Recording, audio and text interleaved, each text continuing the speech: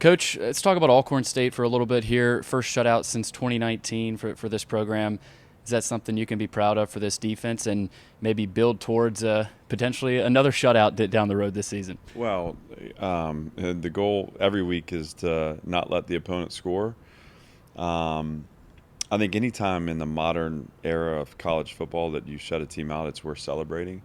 And that doesn't happen unless you have a unit that's focused and really a team that's focused too. I mean, in those games where your defense is playing well, you're left to chance when you turn the ball over, you make a mistake on special teams, whatever. And we had all three phases focused, and pleased with the result of that.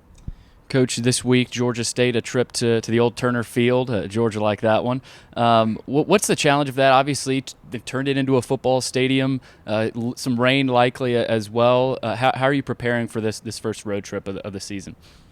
Well, there's a lot that will come up on Saturday that we'll need to be ready for. I think right now, early in the week, it's just diving back into our process and making sure that we're physically engaged in it, and then also mentally engaged in it.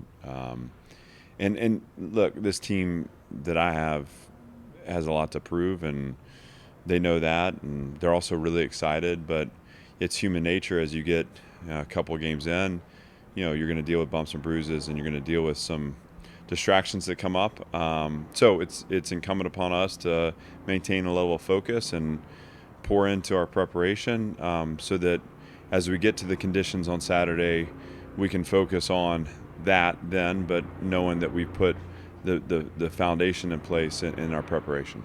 Coach, where is the team at mentally right now? Obviously, you mentioned earlier today that you weren't happy with the focus and the level of focus and the mindset today.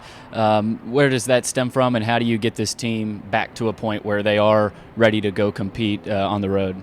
Well, I think we addressed that in the moment, and they snapped too. And it's I think on the whole the team is in a really good place. I think any time you have 120 people, you're trying to capture the hearts and minds of 120 people, and it takes that. I mean, everyone in their role with discipline, respect, and spirit is what we say.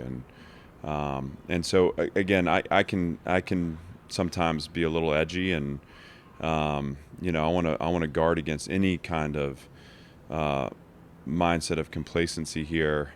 This is a big game for us. It's going to be a fun game against a proud program that's had a lot of success, and I want to see us put on our best performance. That's important, and to do that, again, there's the physical prep, but there's the mindset, the mentality, day in, day out. The grind of the year starts to show up as you get into week 3. And we'll get to a bye week in a couple weeks, but we got a little 4-game push here that is important for us, and will define a lot of what comes later. So it's my job to make sure we're in the right headspace. And again, I felt like those that needed to redirected really quickly, and we had a good day's work. We need to stack another one tomorrow. You mentioned all throughout fall camp how much fun you're having calling the defense. Feels like in the locker room celebrations, you're having some fun too with Jerry Kill. And I don't know, is he teaching you some new dance moves? I mean, are these new moves you're bringing out? I don't know that you'd call them moves. I do the best I can to try to move my body in the rhythm of the music, but we are having fun. I think one of the things actually coming out of the winter for me that really stood out is if you're going to do this. You need to have a good time doing it, and we work way too hard and put in way too many hours to not take time to celebrate. And so I'm learning to enjoy all parts of this job, and I've said this before, but it's the full catastrophe, and the highs, the lows, the in-betweens, the uncertainties, all the thousands of fires that need to be put out every day. I mean, it's all a part of it. And once you kind of see it for what it is, you can find the joy in it and the challenge of it, and embrace the change and the growth that comes as a result. And that's actually what makes it really special. And when you get to do it with people that you care about, I don't think there's anything better. And so whatever that means in the locker room post game, if I'm dancing, I'm dancing. If I'm singing, I'm singing. I mean, we're going to have fun. I know you've been asked this 1,000 times about Diego and the hits he's taken, but I'll rephrase it in this way. Have you changed anything through 2 weeks in terms of an offensive approach? Obviously, that's a lot of that is up to Tim and Jerry, but as the head coach, have you maybe requested anything from them in terms of, hey, maybe we try this, try that, in terms of making sure he's healthy, but you also want to make sure he can run the football as well as he can as well? My ask to them each week is just that we do the best we can to put our offense in a position to be successful. And I think the minute you start playing to protect, you lose a sense of assertiveness and aggressiveness that you need to win. Now, that said, we are conscious of it and we talk about it, because it is a long year and we are a couple weeks in. And Diego's very tough. But, in this league, those hits are going to accumulate, and we have to both adapt around him and evolve our approach in certain ways that don't compromise, again, that assertive, aggressive mindset we need to have. And then we need to make sure Nate's ready. I mean, that's a part of it too. So we have confidence in Nate. He is a super talented person and has certain skills that are unique to him. And so how we continue to prepare him to be ready when his number's called, I think will be really important for us to keep this program on an ascent through the season where we know we're going to need a second quarterback.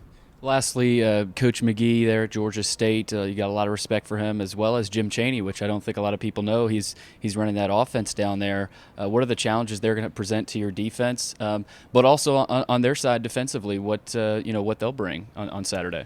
Yeah, they play really well at the corner position. I think they're solid through the middle of their defense. They have good scheme. It's sound, and there's a lot of SEC experience on that staff, so they know what they're doing. Offensively, I think they have tough running backs. I think they've really performed well in the offensive line. I thought against Georgia Tech they were able to cover up their defensive line at times and pop runs. Yards after contact becomes an important stat to me. I think they have guys, physical runners. Their tight end is a physical runner that if you're too low on your tackles, or if you're not running through contact, they'll bounce off you and they'll create explosives that way.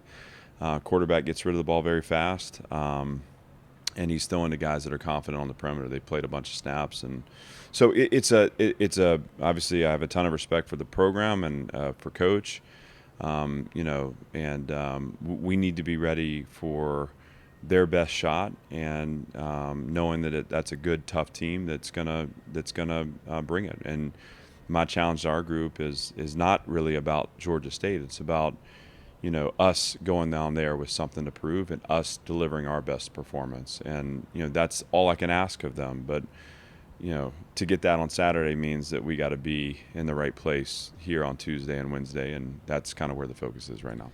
It's Vanderbilt and Georgia State on Saturday, 6:30. Coach, thank you so much. Great to be with you.